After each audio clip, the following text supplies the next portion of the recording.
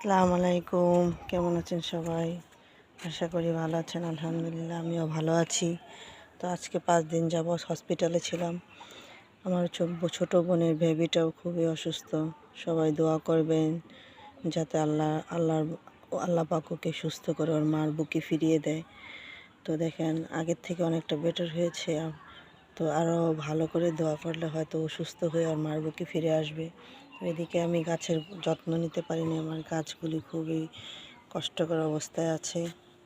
খাবার দিতে পারিনি, পানি দিতে পারিনি। কিছু কিছু গাছ তো একবারে মরে যাওয়ার মতো অবস্থা। দেখেন কী অবস্থা। আমার বেগুন গাছ একদম ঢুলে শুকিয়ে গেছে। খুবই অবস্থা খারাপ গাছগুলির। তো আজকে আমি আমার গাছগুলিকে পানি দেব। পানির অভাবে আমার গাছগুলির অবস্থা খুবই খারাপ হয়ে গেছে।